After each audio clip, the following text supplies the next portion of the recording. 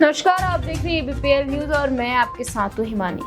मुख्यमंत्री पुष्कर सिंह धामी की अध्यक्षता में बृहस्पतिवार को प्रदेश मंत्रिमंडल की बैठक हुई, जिसमें कुल 16 प्रस्ताव पास हुए हैं। राज्य सचिवालय में यह बैठक सुबह 11:30 बजे से शुरू हुई थी। इस दौरान प्रदेश में एकल अभिभावकों को 2 साल की चाइल्ड केयर लीव दिए जाने सहित कई प्रस्तावों पर मुहर लगी है।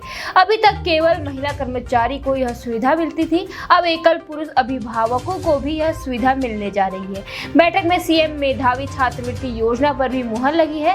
कक्षा 6 से लेकर 12वीं तक सरकारी स्कूलों में पढ़ने वाले छात्रों को छात्रवृत्ति दी जाएगी। इसी के साथ कई और प्रस्तावों पर भी मुहर लगी है, जिसमें अब पहला कक्षा 6 से कक्षा 10 तक 70% से अधिक अंक होने अनिवार्य होंगे।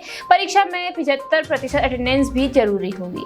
दूसरा, उत्तराखंड बोर्ड की परीक्षा में 2 विषयों में परीक्षा फल सुधार परीक्षा का मौका दिया जाएगा। फेल छात्रों के अलावा अपने अंकों में सुधार के लिए भी परीक्षा दी जा सकेगी। वहीं प्रदेश में शहरों के हिसाब से अग्निशमन विभाग को 7 श्रेणियों में बांटा गया है। प्रत्येक श्रेणी में अलग अलग सुविधाएं दी जाएंगी। चौथा, प्रदेश में 955 बीआरसी और सीआरसी 40,000 प्रति माह वेतन पर आउटसोर्सिंग एजेंसी के माध्यम से रखे जाएंगे। पर्यटन विभाग ने एरो स्पोर्ट्स, पैराग्लाइडिंग आदि के लिए नियमावली बनाई है, जिसके तहत शर्त पूरी करने के लाइसेंस लेना होगा। बिना लाइसेंस के पैराग्लाइडिंग करवाने वालों पर 50,000 तक का जुर्माना लगाया जाएगा।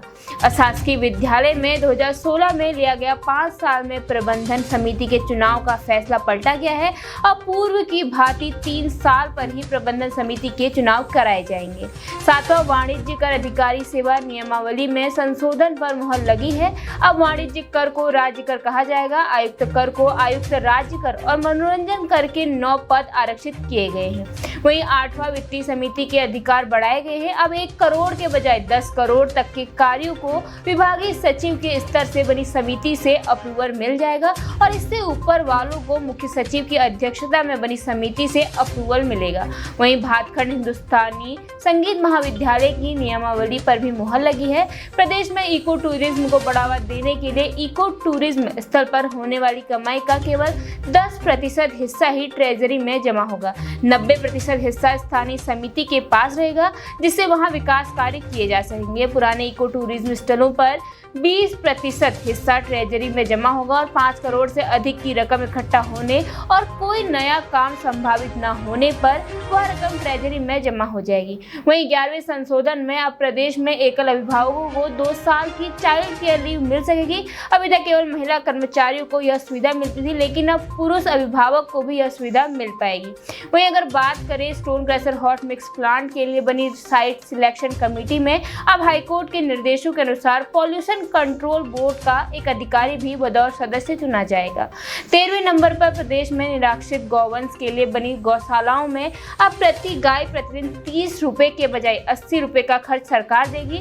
इनके इंफ्रास्ट्रक्चर डेवलपमेंट पर डीएम भी पैसा दे सकेंगे। वहीं जबरानीबाद के विस्थापितों को उधम सिंह नगर के पराग फार्म में 300 एकड़ जमीन दी जाएगी। इसकी विस्थापन नीति पूर्व में कैबिनेट से पास हो चुकी है। अगर पंद्रह नगर पंचायत कालाडूंगी की बात करें तो इसका सीमा विस्तार भी प्रस्ताव में पारित हुआ है और साथ ही प्रदेश में नजूल नीति 2021 को 1 साल के लिए विस्तारित किया गया है।